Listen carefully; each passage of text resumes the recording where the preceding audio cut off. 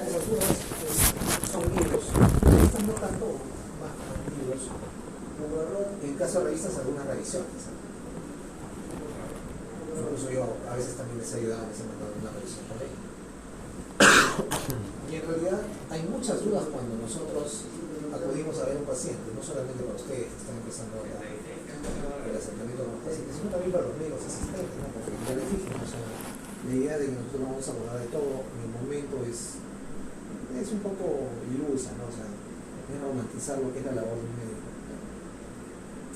A un médico no se le juzga por la cantidad de datos que recuerda aisladamente de su cerebro, porque eso puede ser hasta muy duro, ¿no? O sea, no tiene más estimulación, sino la manera como utiliza la información que tiene para poder resolver un problema complejo, que es un problema de salud. Esa es la verdadera capacidad del médico, utilizar la información de manera lógica, de manera científica, para poder llegar al diagnóstico y al manejo adecuado del paciente. Si yo me recuerdo todos los orificios de la base del cráneo, se me fue médico claro. Entonces nosotros tenemos muchas dudas cuando manejamos a los pacientes, inclusive los asistentes que tienen tiempo como yo, y entonces siempre deberíamos estar consultando nuevamente, revisando los temas que manejamos, sobre todo revisando aquellos temas que no manejamos frecuentemente, ¿no? Porque como no los vemos con frecuencia, no estamos acostumbrados a manejarlos, se nos va la parte de la epidemiología, la fisiopatología, la parte de hacer el diagnóstico y el tratamiento. Lo que más cambia también es lo que debemos seguir manejando, ¿no? Seguir revisando. Lo que más cambia de las enfermedades es el tratamiento. Eso es lo que más cambia, ¿no? El diagnóstico no cambia tanto como el tratamiento, pero sí cambia, ¿no? O sea, si ustedes quieren hacer un ranking de los aspectos de una enfermedad que son los que más cambian, primero el tratamiento. Es evidente que el tratamiento tiene que ir cambiando porque debemos encontrar mejores tratamientos para las enfermedades para poder tener mejores soluciones para los pacientes. El diagnóstico, conforme avanza la tecnología, también ha ido cambiando, ¿no? O sea, antes hacíamos diagnósticos como hablábamos al principio del curso, ¿no? Al lado de la cama del paciente, ¿no? Solamente con lo que nos contaba el paciente, con lo que veíamos y con ninguna herramienta adicional, ¿no? O sea, no teníamos estetoscopio, bueno, en ese tiempo no teníamos. Que utilizaban, ponían un pañuelo, ponían la oreja y nada más. Eso era la manera de ajustar, por ejemplo, los pulmones. No teníamos termómetro y entonces le ponían el dorso de la mano en la frente, o si no le ponían algunas otras cosas, y eso era lo único que se tenía como herramientas diagnósticas. Ahora no, pues ahora tenemos tomógrafos, resonadores, tenemos una variedad de herramientas tecnológicas que permiten tener un diagnóstico mucho más preciso. Entonces, obviamente el diagnóstico, los métodos de diagnóstico también cambian. ¿Qué cosa es lo que no cambia mucho respecto a las enfermedades? Pero sí puede cambiar. El conocimiento de la fisiopatología. Ustedes se dan cuenta, cuando hablamos de síndromes, la fisiopatología está más o menos ya clara para todos ellos, ¿no?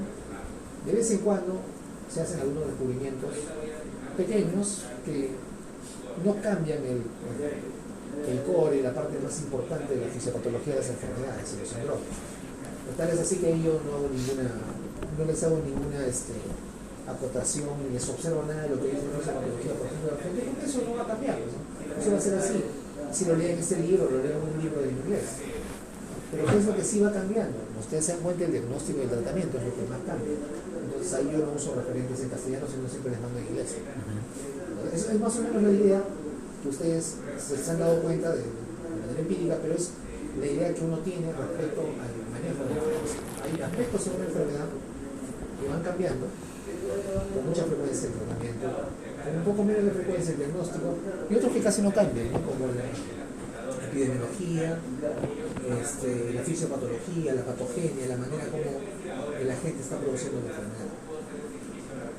Entonces, ¿qué cosa tendríamos que leer para poder tener nuestros conocimientos claros y poder ofrecerle luego, en un segundo tiempo, un tratamiento adecuado a nuestro paciente?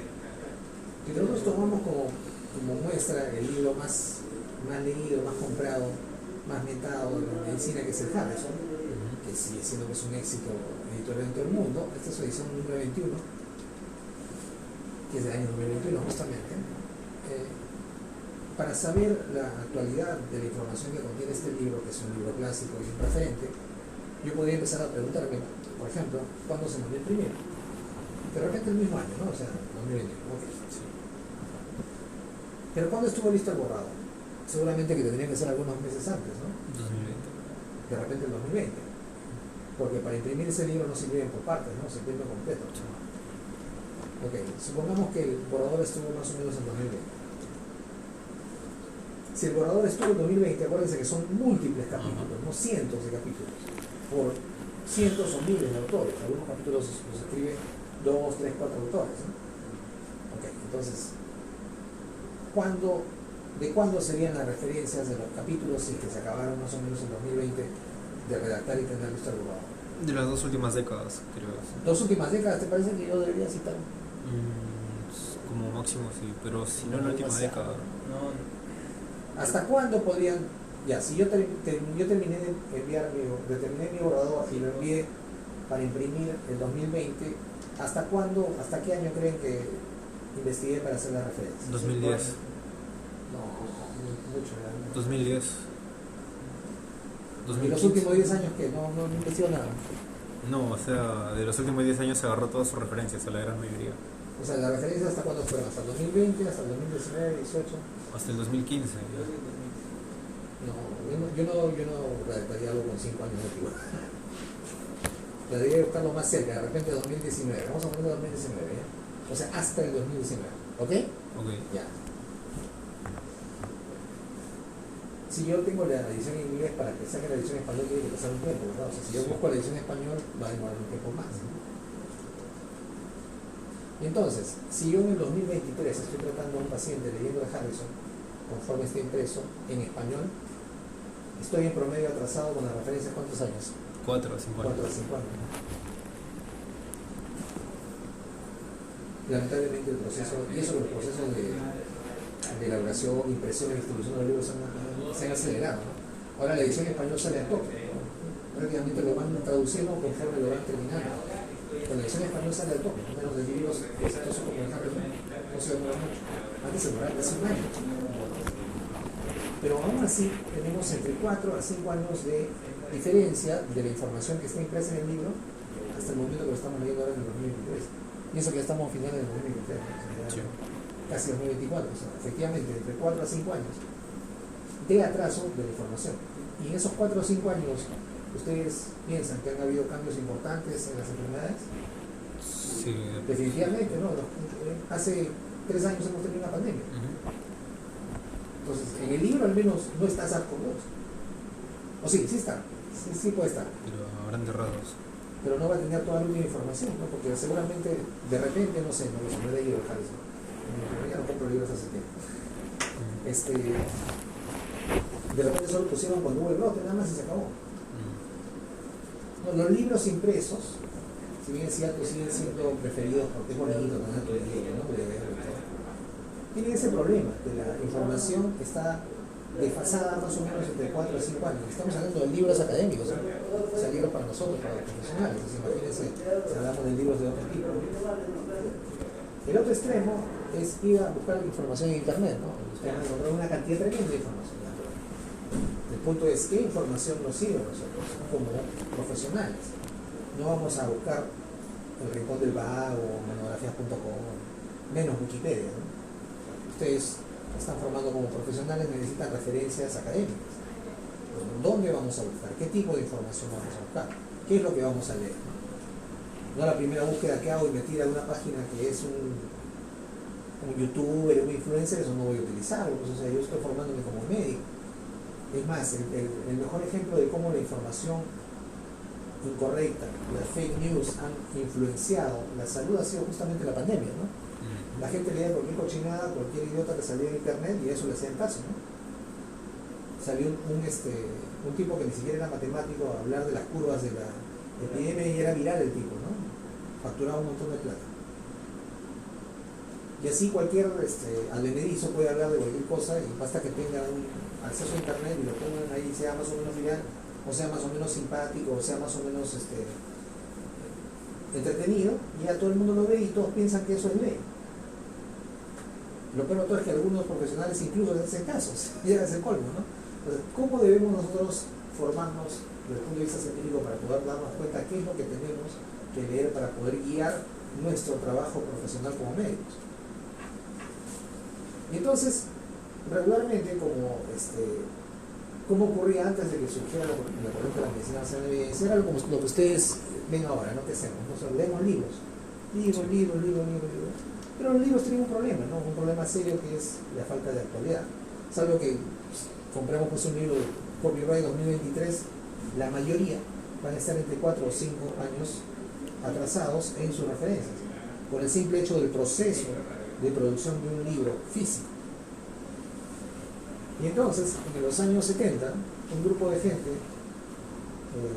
que son estos señores, Sackett, Haynes y Tagwell, en la Universidad de McMaster en Canadá, se dieron cuenta que efectivamente había una gran diferencia entre los resultados que se publicaban en la literatura médica, los estudios de investigación, y lo que se hacía en la vida real. Como ejemplo, desde los años 70 se empezaron a publicar ya revisiones sistemáticas con metaanálisis que demostraban que la fibrinolisis, en ese momento con estreptoquinasa todavía, ¿no? Un fibrinolítico no específico, salvaba vidas de los pacientes sin infarto agudo de miocardio. En los 70 ya estaba demostrado académicamente, en publicaciones, en un montón de ensayos clínicos, en revisiones sistemáticas con metaanálisis. Pero no ha sido hasta después de más o menos 15 años, 85, 86, en que recién se ha introducido como recomendación general en los libros. ¿De qué pasó en esos 15 años? ¿Cuánta gente se murió sin poder recibir el beneficio de un tratamiento que podía salvarles la vida? Pues si ustedes se dan cuenta, esto se aplica principalmente a la información que cambia mucho. Por ejemplo, de los tratamientos, ¿no? Segundo que cambia son los métodos diagnósticos. Pero lo que más cambia son los tratamientos. Entonces, cuando hablamos de medicina basada en evidencia, en realidad, básicamente estamos hablando de información que cambia con frecuencia, ¿no? Tiene que ver con los tratamientos. Y que ellos se dieron cuenta en esa época que había una brecha de tiempo muy grande entre que se demostraba algo para un tratamiento hasta que este tratamiento era implementado en los libros y era considerado como rutinario para que todo el mundo lo lea. ¿Por qué? Porque todo el mundo lee el libro, todo el mundo leía libros. Entonces, yo quiero que lo que salió recién publicado en este ensayo clínico multicéntrico salga en un libro y tengo que esperar un tiempo. Bueno, en ese tiempo tenía que esperar como 15 años, ¿no? ¿Por qué? Porque quienes escriben los libros son los expertos y pasa por ellos el filtro de que esa evidencia pueda ser incorporada dentro del manejo del paciente de manera rutinaria. Entonces, ¿qué cosa en general ellos idearon o trataron de idear? Un sistema para poder incorporar la evidencia científica lo más rápido posible en la práctica diaria de los médicos. Por eso es que la medicina basada en evidencia es más útil en la parte de tratamiento y como segundo término en la parte de diagnóstico. ¿Por qué en la parte de tratamiento? Porque la parte de tratamiento es la que más cambia. Hace no mucho tiempo, hace unos 30 años, sí, hace más o menos 30 años todavía le seguían dando terapia de reemplazo hormonal a las mujeres con menopausia. De repente ustedes ya no lo han visto, pero yo sí lo he visto. No he visto que a mi madre en algún momento, a mi abuela le dieron terapia de reemplazo hormonal, porque se suponía, esta era la suposición fisiológica, de que la terapia de reemplazo hormonal en una mujer que estaba menstruando, que las hormonas femeninas la protegen de la enfermedad cardiovascular. Y esto estaba sustentado en ¿qué? En que las curvas de enfermedad cardiovascular aumentan para los hombres de la misma edad tienen un riesgo cardiovascular más elevado, sí, comparativamente con las mujeres. Pero cuando las mujeres llegan a la menopausia, donde ya pierden sus niveles de estrógenos bajan al mismo claro, nivel que como si exacto, fueran hombres ya. o sea, pierden el influjo hormonal y hormonas femeninas, su riesgo cardiovascular empieza a aumentar y se coloca casi al mismo nivel de sus pares masculinos. Entonces se postuló que este factor protector de la enfermedad cardiovascular de la mujer hasta antes de la menopausia eran las hormonas femeninas. Entonces lo lógico pareciera ser de que si yo le doy hormonas femeninas a una mujer, de manera exógena, ¿no?, a una mujer que ya no las produce porque llegó a la menopausia, yo podría disminuir ese riesgo cardiovascular en esas mujeres. Parece lógico, ¿no? Eso nos han enseñado en farmacología. ¿Así? Sí. Para el sí, para las mujeres darle este tratamiento seguir. ¿Así? Sí. Sí, Pero se usa también ya. nos mencionaron las RAMS, que puede desarrollar cáncer endometrial, creo. Ya no se usa eso, ya no Ya no usamos se eso. usa. Hace exactamente, ¿cuándo se?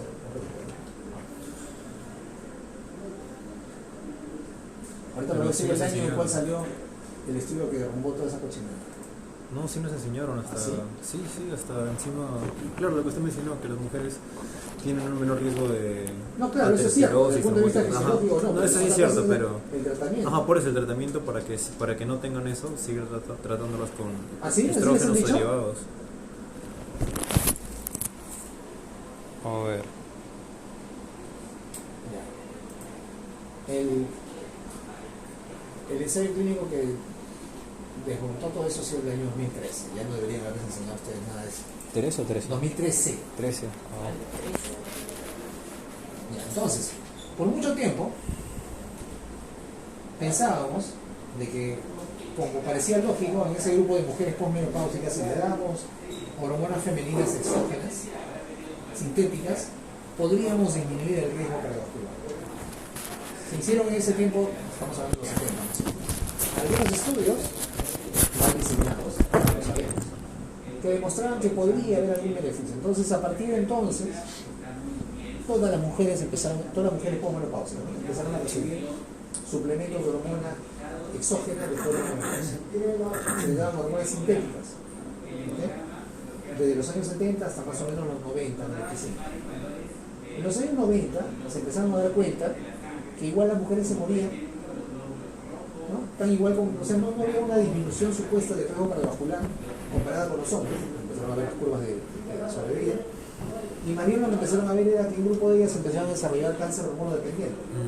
Mama, útero. Cadera también. ¿Cadera? No sé, es que para los...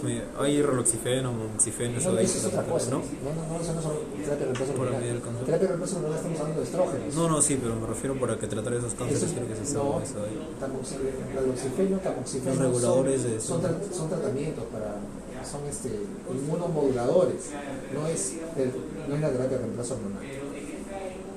Eso se da como tratamiento que le dicen coadyuvante en cáncer de mama, por ejemplo.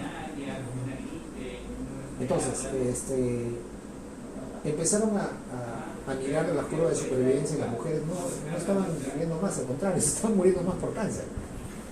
Y entonces se sembró la duda y se cuestionaron estas medidas de terapia de reemplazo hormonal, exógena en mujeres posmenopáusicas, y lo único que pudo sacar de la duda fue el ensayo clínico que he visto ahí el año, ¿no?, que es el Women's Health Initiative.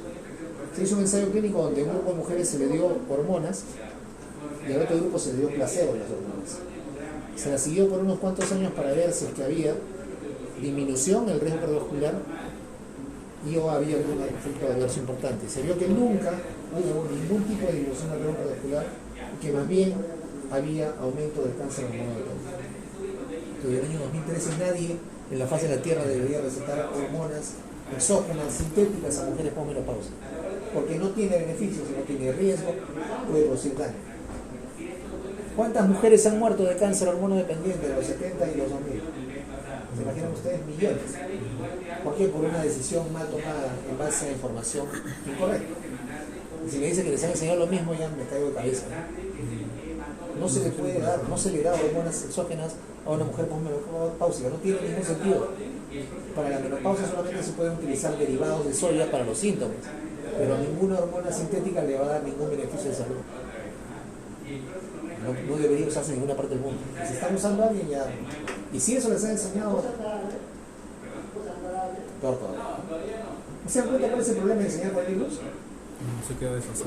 Lo que otros algunos profesores, no voy a decir quiénes ni cuáles, porque no los conozco a quienes les han enseñado. Algunos siguen repitiendo su misma clase todos los años. Lo mismo es. Pásame la diapositiva de 3 años, lo mismo. Pues no, o sea, la medicina cambia. El aspecto del tratamiento es el que más cambia. El aspecto diagnóstico también cambia.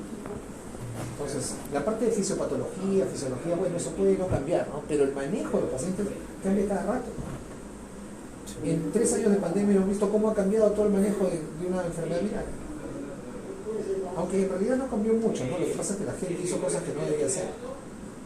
Entonces, en esos años de los 70, este grupo de gente se dio cuenta de este problema serio, ¿no?, que había demasiado tiempo, pasaba mucho tiempo, desde el momento en que se descubrió un beneficio a la salud de los pacientes en un trabajo de investigación biomédica, hasta que se adoptara, hasta que apareciera como de rutina en los libros.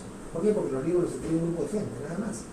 Entonces teníamos que darle, o ellos pensaron, tenemos que darle las herramientas a los médicos de a pie, a los médicos que tratan pacientes, para que puedan tomar la decisión de implementar un tratamiento, o en general cambiar sus hábitos de manejo de los pacientes, sin tener que pasar por ese filtro de los expertos.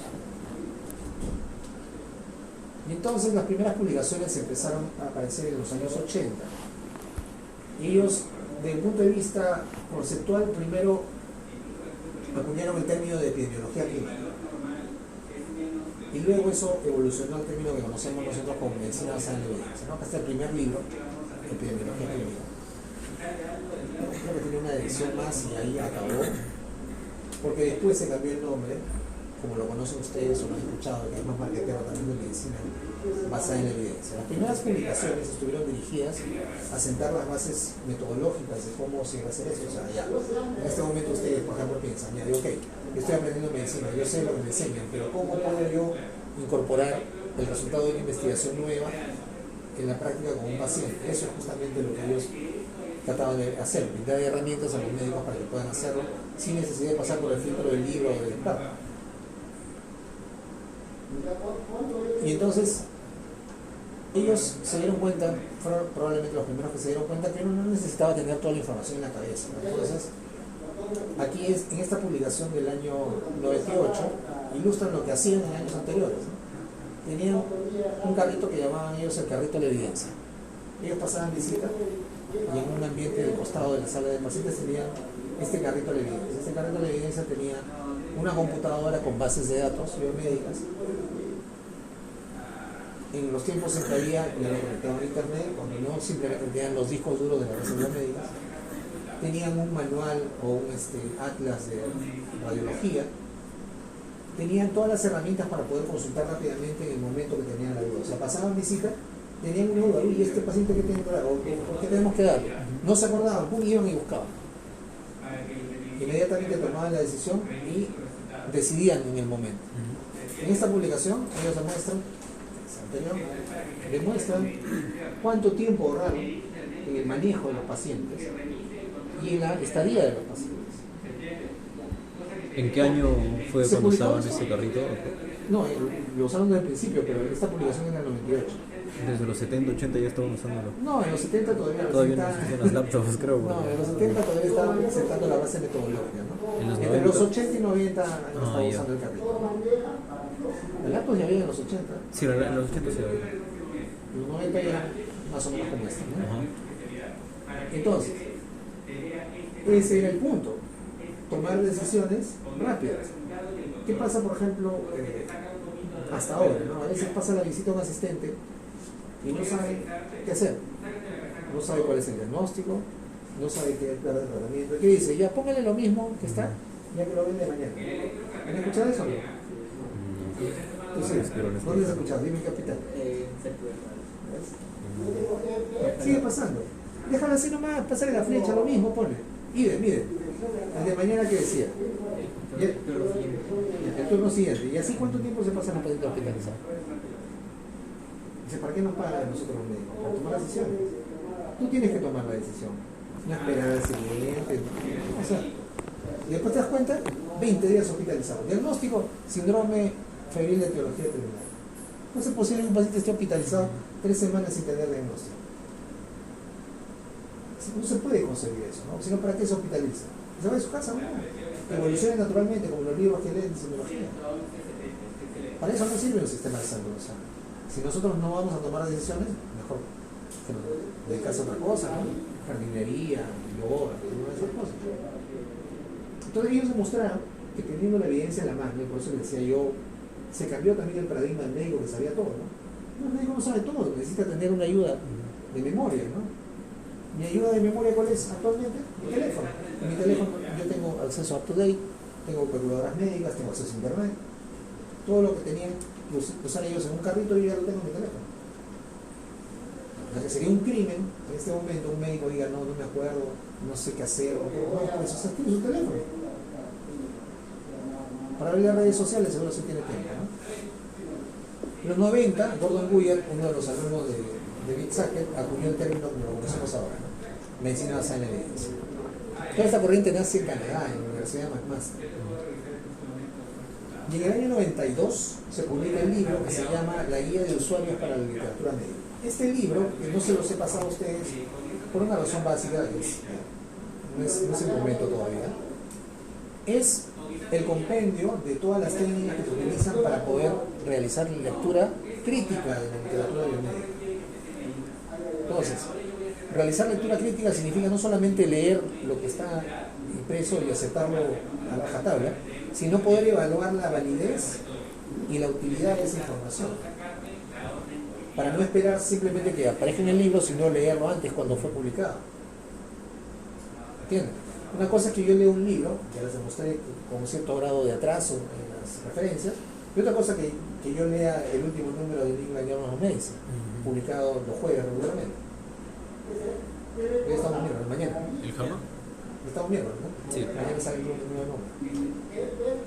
Es una cosa completamente distinta. Yo, en el libro, yo ya tengo la certeza más o menos de que eso ha sido evaluado por los expertos y ya. Pero cuando sale el artículo publicado todavía yo tengo que tener cierto grado de conocimiento para poder evaluar primero si esa información es válida y segundo de qué manera la voy a utilizar. Eso es allí donde entra este libro, ¿no?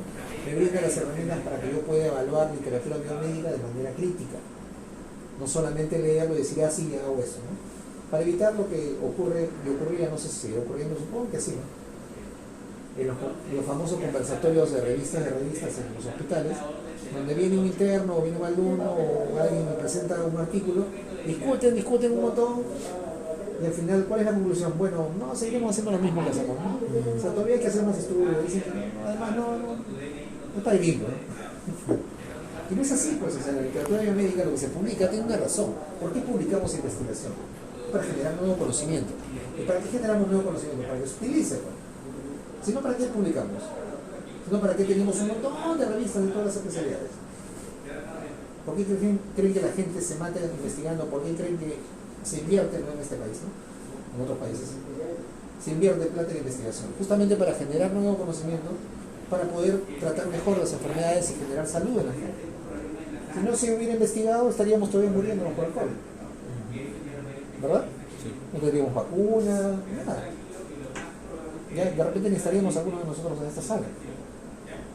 Entonces el objetivo de la investigación biomédica es generar conocimiento nuevo para que pueda ser utilizado. ¿Qué cosa es la medicina basada en evidencia? Es lo que dice aquí. Estos dos conceptos, digamos, engloban todo lo que en realidad es la filosofía de la medicina basada en evidencia. El uso consciente, explícito y juicioso de las mejores y actuales pruebas. Quiere decir que yo tengo que encontrar evidencia reciente. Yo no podría, por ejemplo, decir ya, como voy a tratar a un paciente con una enfermedad, por decir, no sé, pancreatitis, ¿eh?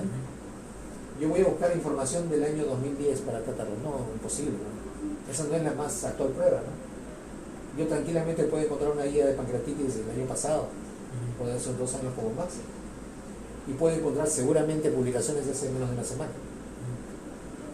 Entonces, yo debo aprender a utilizar de manera juiciosa, de manera consciente, las mejores y actuales pruebas en la toma de decisiones sobre el cuidado del paciente individual. Y ese es un punto importante, ¿no? Porque yo necesito esa evidencia, necesito como médico tener la pericia clínica para poder escoger qué información, de qué artículo, de qué revisión voy a utilizar en el paciente y poder consultarlo con el paciente para que él lo acepte como una alternativa válida. Por eso es que, por ejemplo, todos los métodos de medicina basada en evidencia no les voy a enseñar a ustedes, porque no es el momento. No es el momento. Les voy a dar los conceptos básicos para que entiendan de qué hablo cuando yo hablo de medicina basada en evidencia. Porque este no es el momento. El mejor momento es después que pasa medicina interna. Así les enseñaba yo a otra universidad, cuando enseñaba medicina basada en evidencia. Entonces ahí ellos podían darse cuenta exactamente de todo, ¿no? Porque recién habían pasado el curso de medicina basada en medicina interna, y ahí les enseñábamos cosas que, por ejemplo, les enseñaba a ustedes, que algunos sí necesitan, no sirven para nada, que el tratamiento no es el que te han dicho a ti en farmacología de darle terapia de reemplazo hormonal porque eso mata gente, ¿no? No produce ningún beneficio. Entonces, usar la información de manera juiciosa, la mejor información, la más actual, para tomar decisiones sobre un paciente, teniendo la pericia clínica y tomando en cuenta la opinión del paciente, eso es la medicina basada en evidencia. La investigación biomédica se realiza en grupos de personas que a veces son distintos a los pacientes que tratamos, ¿no? Por ejemplo, aparece un estudio en China, aparece un estudio en Estados Unidos, aparece un estudio en España, en Inglaterra, etc. Nosotros no podemos esperar que haya un estudio igualito en el Perú porque nunca va a haber, ¿no? Hasta ahora está publicando Cayetano el ensayo clínico de la vacuna, ¿no? No lo ha publicado, ¿sabes, no? Nunca lo publicó, ni lo publicará. El clínico de la vacuna ya pasó ya. O sea, ya pasó la pandemia y ellos todavía no publican el ensayo clínico de Sinopharm. Y se acuerdan de todo el chongo de la vacuna de Para que se den cuenta que la supuesta universidad más prestigiosa de investigación también tiene sus anticuchos, ¿no?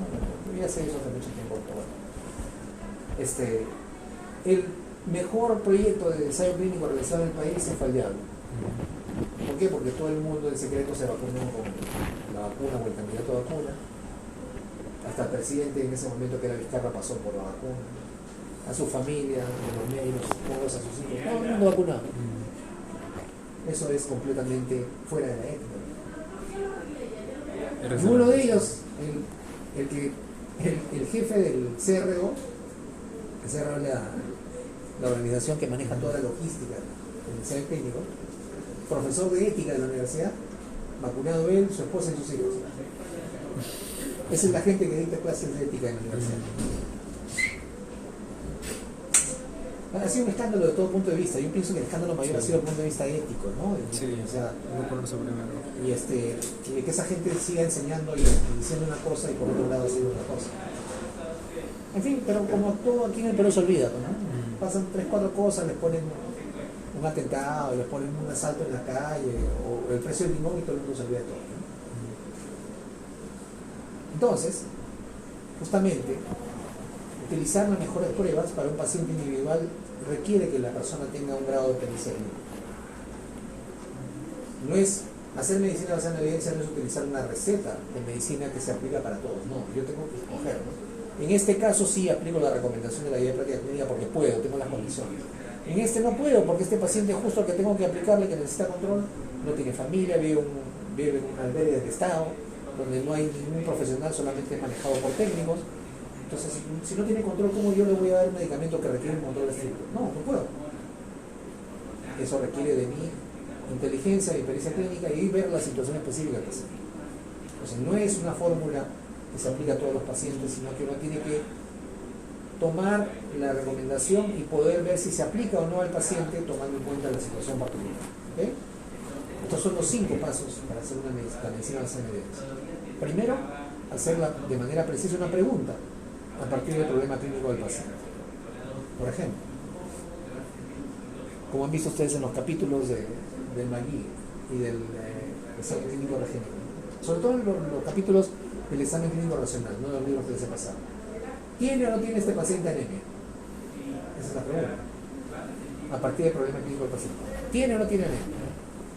Esa sería en este caso una pregunta de diagnóstico. Yo quiero diagnosticar si el paciente tiene anemia. Otra pregunta. ¿Le doy al paciente penicilina o le doy una cefalosporina de tercera generación? Esa sería una pregunta, pero no de diagnóstico, ¿de qué sería? De tratamiento. Si después hago yo una pregunta, la pregunta que se hacía todo el mundo a finales del 2019, en diciembre del 2019, ¿quién produce el COVID-19? China. ¿De qué sería esa pregunta? ¿Quién produce el COVID-19? En ese momento no conocíamos el virus. ¿De qué sería? ¿De etiopatología? De etiología. Etiología. Tenemos preguntas de diagnóstico, preguntas de tratamiento, preguntas de etiología. En realidad hay un montón de preguntas que uno puede plantear con respecto a un caso clínico del paciente. Sí. Pero las principales son esas más una más. ¿Qué paciente? Si yo veo a los pacientes con COVID, ustedes se habrán dado cuenta que había algunos que se movían más frecuentemente que otros. Entonces yo me pregunto, ¿cuáles son los factores de riesgo que influyen en la mortalidad en los pacientes que tienen COVID?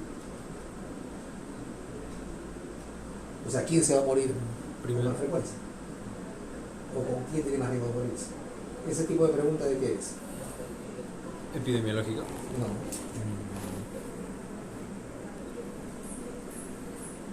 ¿Qué es lo que estoy tratando de averiguar con eso? El pronóstico del paciente. Esas son las 4 principales preguntas que uno se hace con un paciente. Etiología, pronóstico. Etiología, o sea, ¿qué produce la enfermedad? Pero solamente uno hace esa pregunta cuando no conoce a la gente causante. El mejor ejemplo es cuando empezó la pandemia y nadie sabía qué cosa era. La otra pregunta que uno se hace es ¿cómo diagnostico la enfermedad? Una pregunta de diagnóstico. La siguiente pregunta es ¿cómo trato al paciente? Y la última pregunta es ¿cuál de los pacientes va a ir mejor? ¿El que tiene esto, el que no tiene esto? Es una pregunta de pronóstico. Son las 4 preguntas más importantes que uno podría hacerse en un caso de un paciente particular. Entonces, el primer paso para hacer medicina basada en evidencia es formular de manera precisa la pregunta a partir del problema clínico del paciente. Esa pregunta que se forma a partir del caso específico se llama pregunta PICO. Ese es el nombre con que se le conoce, PICO.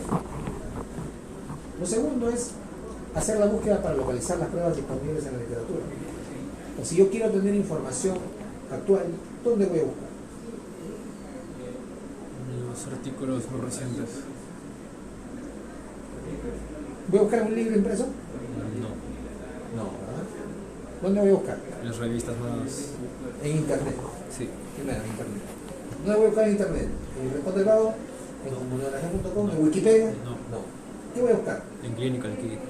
Bases de datos biomédicas, académicas. Entonces, las mejores pruebas o las pruebas más actuales se publican en las revistas de investigación. Y esas revistas de investigación están indexadas en bases de datos biomédicas. Yo luego tengo que aprender a diferenciar cuando encuentro un artículo, qué tipo de artículo es. Para eso sirve el curso de metodología de investigación, para que ustedes identifiquen el diseño del artículo que están leyendo. En medicina y en ciencias naturales en general, nosotros utilizamos diseños de investigación cuantitativos. ¿Okay? Los diseños cualitativos no los vemos, no porque no se usen, sino porque no tenemos ese sesgo de la formación. Yo ahora voy a entrar a hacer una maestría pronto, una maestría que es de ciencias sociales. Voy a tener que aprender a utilizar investigación cualitativa. Que ya le he leído un poco de cómo es, ¿no? Pero eso es novedoso por un medio. Porque nosotros estamos acostumbrados a hablar de ensayo clínico, de su deporte, casos y controles, pero los modelos de investigación cualitativos de las ciencias sociales son distintos. La hipótesis es distinta, el protocolo se va cambiando, es todo un mundo distinto. Entonces, cuando yo localizo las pruebas, yo tengo que ir a buscar en el lugar donde están las pruebas más actuales. Y las pruebas más actuales están en las bases de datos biomédicas. ¿Okay? La base de datos biomédicas se actualiza constantemente, es más, ustedes saben que las revistas más prestigiosas publican en línea antes de que salga impreso. Sí. Online first, ahead of print, siempre se publica primero. Es algo muy importante, un artículo muy importante que tiene un tema que es novedoso, lo que le dice un ensayo clínico pivotal que va a cambiar la manera como manejamos una enfermedad, se publica primero en línea.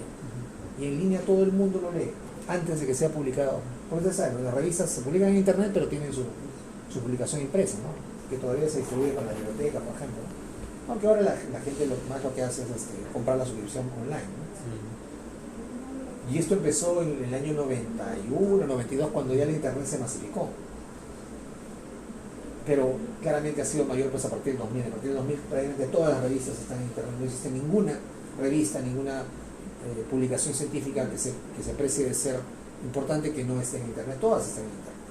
Pues si yo quiero buscar información actual, actualizada, nueva, tengo que ir a buscar en internet. No voy a buscar en mi librito que ha sido impreso en el año 2020, ¿no? No está ahí. Justamente esa es la razón por la cual los libros más importantes que se utilizan de texto en las universidades como el Harrison, por ejemplo, ¿no? Hasta la gente, pero el original no lo ama, tienen herramientas de actualización online, o sea, tienen un portal en línea donde ustedes con su clave del libro original, sí, te sale un código QR. Con su clave del libro original, no pirata, no Amazonic, entran a esa página web y no solamente tienen más recursos, sino que en el caso del Harrison, por ejemplo, tienen acceso a las actualizaciones que se ocurran en los capítulos, que no van a ocurrir en el libro que ustedes tienen impreso. Claro. O sea, la única manera que lean ustedes una actualización del Harrison es teniendo el acceso en línea. Para eso tienen que comprar el original. Solo así van a tener el código del acceso al sistema de McGraw-Hill que tiene, no me acuerdo cómo se llama. Access Medicine, sí, Access Medicine es el McGraw-Hill. que publica Harrison, ¿no? Que es la editora del libro de Harrison, Medicina Interna. Entonces, es así porque la única manera de difundir la información en tiempo real es por internet.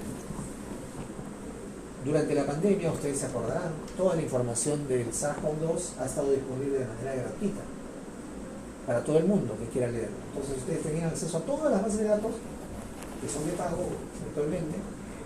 Referida al COVID era gratuito. Entonces no había pues, ninguna justificación para que en el Perú hagan burradas como dar ivermectina a los pacientes, ¿no? O sea, toda la información hasta ese momento estaba gratuitamente en línea. Todas las guías, el up-to-date, todo estaba gratuito. Todo el mundo podía leer ahí. De hecho, los organismos técnicos del Perú, el IETSI de salud y la UNAGES, que es la unidad generadora de evidencias de salud pública del INS, hicieron una revisión de la literatura que se estaba publicando en ese momento y le recomendaron al MINSA que no coloque ninguna cochinada, pero el MINSA hizo caso omiso. Esa es, por ejemplo, la historia de cómo se siguen guiando de los parámetros y de los paradigmas antiguos. ¿A quién le hizo caso el MINSA? A su grupo de expertos. A su grupo de 6 personas que supuestamente eran expertos, no sé expertos en qué, porque esa enfermedad era nueva. ¿Quién diablos iba a ser experto en esa enfermedad? Nadie. No había. Menos ellos que nunca habían visto un paciente. Entonces, ese grupo de expertos recomendó la ivermectina, ese grupo de expertos recomendó la citromicina, la hidroxicloroquina, los kits COVID, ¿no? Los bolsitas, vergüenza mundial. Ese grupo de expertos es responsable de la debacle del tratamiento en el Perú, de que se muere un montón de gente en Chincha que, bueno, nadie le interesó. Por no priorizar el manejo de la enfermedad basada en la evidencia. Cuando ya habían guías de práctica clínica, estaban publicadas ahí gratuitamente, todas las bases de datos biomédicas con información actual, gratuita, publicado. No hicieron caso a eso, hicieron caso a 5 viejos que encima publicaron tonterías después. Y no es por faltar el respeto, simplemente es la verdad. Independientemente de su edad, uno no puede envejecer mentalmente, porque si no ya estamos obsoletos para enseñar, y menos para tomar decisiones de salud pública. Si yo me doy cuenta que me estoy equivocando, no estoy haciendo las cosas y tomando la decisión desde el punto de vista lógico y científico, mejor me aparto. No voy a decir por el dinero, porque esa comisión era ad honorem, ¿no? O sea, las comisiones que forman MINSA de consultoría, etcétera, son ad honorem, o sea, no les pagan nada, ¿no? Pero no te pagan el dinero, pero tienes exposición, ¿no? O sea, de todas maneras, me importa un poco para generar mayor prestigio. ¿Qué hizo uno de sus expertos? Se vacunó con el candidato a vacuna. ¿No se acuerdan quién fue el de los expertos de MINSA que se vacunó? Y encima se vacunó y se enfermó. Se vacunaban 2 veces algunos, si no me equivoco.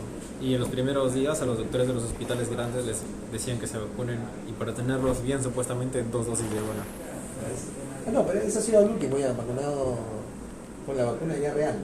No estamos hablando cuando todavía no había vacuna, cuando recién estaban haciendo el ensayo de Sinopharm. Uno de los expertos del MINSA, además era parte del equipo de investigación de Cayetano, además era en ese momento su director, no sé qué cosa, del colegio médico, agarró y se vacunó por lo bajo. Por lo bajo. Pero fíjense ustedes todas las incongruencias que hemos visto en la pandemia. O sea, la pandemia ha desnudado la miseria de la gente.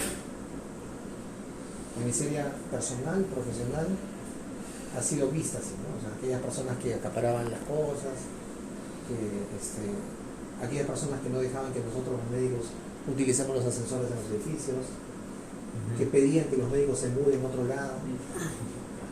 Todo eso se ha desnudado en la pandemia. En momentos de crisis, las personas muestran realmente cómo son. Así que ya hace mucho tiempo que yo sé cómo hay mucha gente que pensaba que eran amigos míos, me di cuenta perfectamente cómo son. Todo el país se dio cuenta cómo eran los políticos, las empresas, las clínicas, que nunca les interesó el bienestar de la gente, sino simplemente que les paguen. Pero como tienen memoria frágil, ya se olvidaron, ¿no? Entonces, todo eso que se hizo mal es justamente lo que no se tiene que hacer ante una emergencia de salud pública. Está demostrado que cuando se toman decisiones basadas en la evidencia científica, tenemos menos riesgo de fracasar. No voy a decir que vamos a tener éxito, no es así, pues no. Ya hemos hablado de esto, o sea, la medicina no es taxativa, o sea, si yo le doy tratamiento al paciente con algo que tengo respaldo científico de que es efectivo, yo no tengo el 100% de probabilidades de que va a funcionar, porque el efecto del tratamiento depende en gran parte del paciente, del huésped. Ya hemos hablado de eso cuando hemos hablado de respuesta inmune. Entonces, finalmente, todo se trata de probabilidades en la medicina, ¿no? De cifras de riesgo, de porcentajes de éxito con intervalos de confianza y con niveles de confianza. Yo puedo decir al paciente, mire, con este medicamento yo tengo prácticamente 90% de probabilidades de sanarlo, pero podría darse la posibilidad de que a pesar de todo no vaya bien. Pero lo más probable es que sí, ¿no? Es como jugar una rifa, ¿no? O sea, yo tengo una rifa y yo te digo, mira, con este medicamento te estoy dando 9 de los 10 tickets de la rifa. ¿La rifa cuál es? ¿Cuál es el premio que vas a sanar? Lo más probable es que sanes, ¿no? O sea, Sí. ¿vas a tomar la rifa o no? ¿Vas a tomar el medicamento? Claro, ¿no? Sí. Por otro lado, si yo te digo, con ese tratamiento tú no tienes ninguna probabilidad, o tu probabilidad es menos del 10%, o sea, te voy a dar una de 10 rifas. ¿Lo tomas o no lo tomas? Depende, si no me da tantos rounds, sí lo tomaría. Pero si tiene muchos RAMs, Ahí sí no. pues no. Creo que también esa es la razón por la que igual tomaban ivermectina, decían como por ya por lo que pasa, sí. No hay ninguna razón lógica ni científica para que la gente consuma un medicamento que no tenía ni una sola evidencia No de tenía actuar, y aquí viene otro concepto básico de la medicina basada en evidencia, que es, para tomar una decisión, tú debes tener evidencia del tipo de estudio que responde al tipo de pregunta. Por eso el primer paso es hacer la pregunta precisa. Cuando yo hago una pregunta del problema de un paciente, yo voy a tener después un tipo de diseño un tipo de diseño metodológico de un estudio de investigación que va a responder a esa pregunta. Voy a marcar resistencia.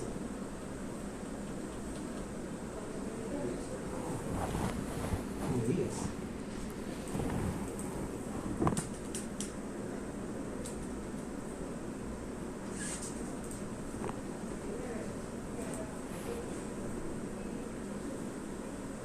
Nos marca asistencia a los tres nada más, ¿no?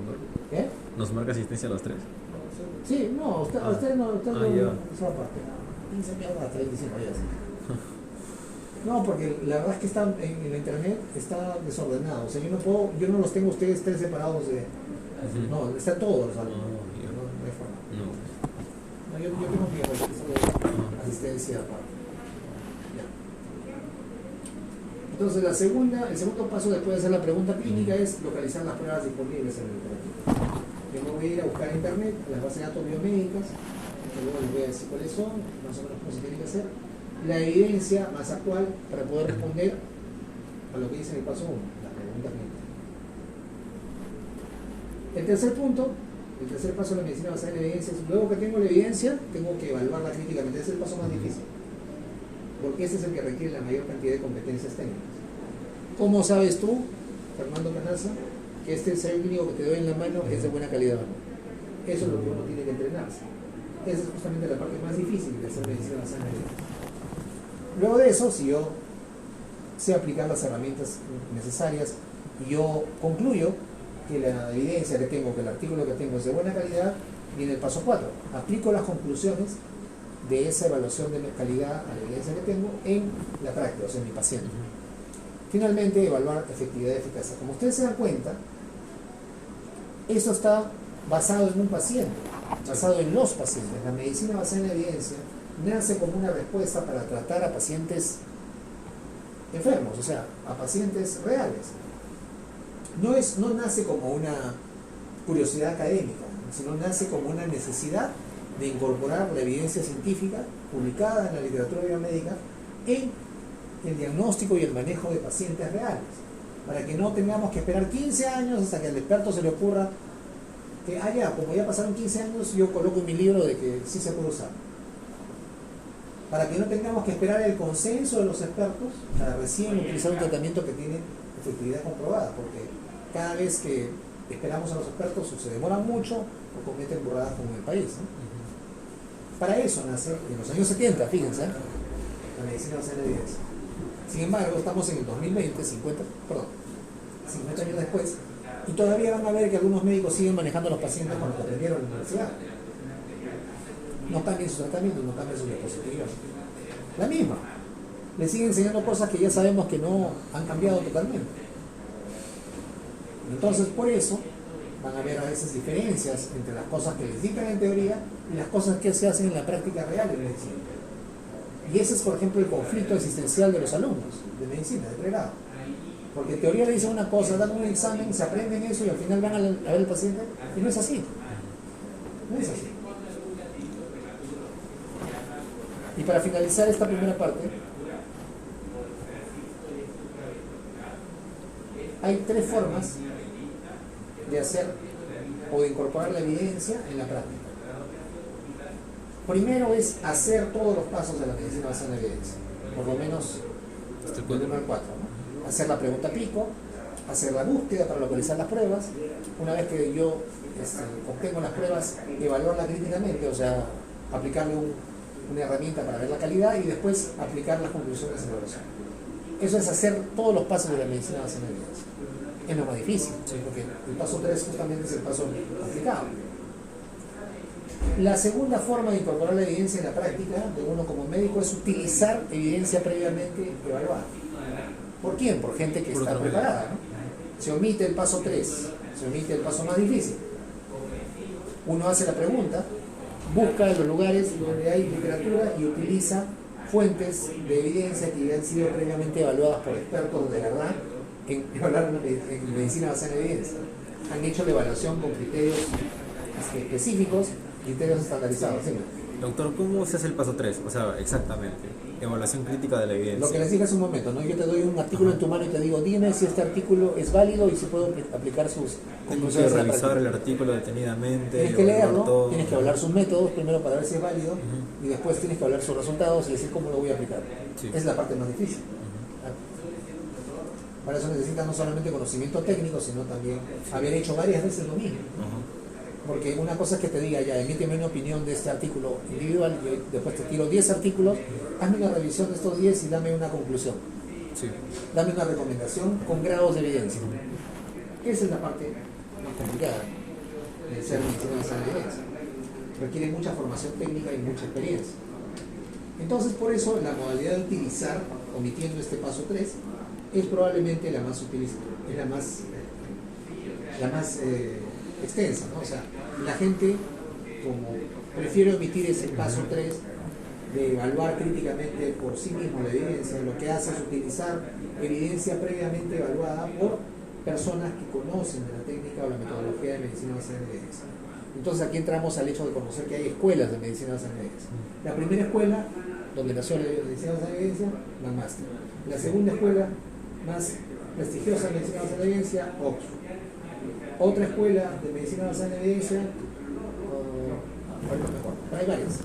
Las diapositivas no veo. Las dos más prestigiosas, más máster, donde nació la medicina basada en evidencia, Oxford en Inglaterra, donde terminaron trabajando todos los tres primeros que de los máster, se fueron después, se lo llevaron a Oxford. Oxford es la segunda escuela de medicina basada en evidencia del mundo, la segunda más prestigiosa. Entonces, esto es lo más difundido, ¿no? Utilizar evidencia previamente evaluada por un experto de verdad en medicina basada en evidencia. Y la última, que está en rojo porque eso no se debe hacer, es repetir. ¿Qué cosa es repetir? Solamente hacer la pregunta a partir del problema del paciente y repetir lo que hace alguien o lo que dice alguien. ¿Quién? El experto. Eso está en rojo porque eso es lo que no se tiene que hacer. No se debe hacer eso. O sea, si ustedes me escuchan a mí lo que les digo, no me van a hacer caso porque soy su profesor. Me van a hacer caso porque les estoy mostrando evidencia. Yo no estoy creando nada. Cada vez que conversamos y yo les enseño algo, está basado en información científica válido. Por eso les he dado un libro para que lean. Por eso cuando hacemos aquí las presentaciones, tenemos bibliografía aquí, la referencia. Y cuando no sé algo, les digo, no lo sé, vamos a ver juntos. Vamos a investigarlo y después les mando referencias. No me van a hacer caso solo porque soy su profesor. Tienen que aprender a cuestionar las cosas que le dicen. Preguntar y verificar. Si el doctor Chipana le dice A, tienen que buscar en la bibliografía que efectivamente sea A. Si es B, tendrán que preguntarle, usted me dijo A, ¿por qué me dijo A si es B? Si yo me equivoqué, me rectificaré. No les diré, no, usted me hace caso a mí porque soy su profesor. Pues, así no funciona. Funciona por la fuerza de la lógica. no por la fuerza bruta. ¿Ok? Entonces repetir es lo que no se tiene que hacer. Uno puede dominar todos los pasos de la medicina basada en evidencia y generar su propia evidencia, lo más difícil. O, lo más frecuente, utilizar evidencia que ya ha sido previamente evaluada por expertos, por escuelas conocidas, por instituciones que se dedican a hacer síntesis de la evidencia. ¿Ok? ¿Hasta aquí alguna pregunta? ¿Está claro para todos de qué se trata la medicina basada en evidencia? ¿Sí? Sí. Ya, aquí nos vamos a quedar. Para mañana estoy preparando una presentación rápida donde vamos a repasar, justamente acá están viendo lo de edema que les toca la clase. Y trombosis. Sí, edema y trombosis les toca la clase hoy día. Entonces vamos a repasar lo mismo en base a lo que ustedes han visto. Y el viernes continuamos con la clase de medicina basada en evidencia. ¿Ok? Ok. Listo. Entonces...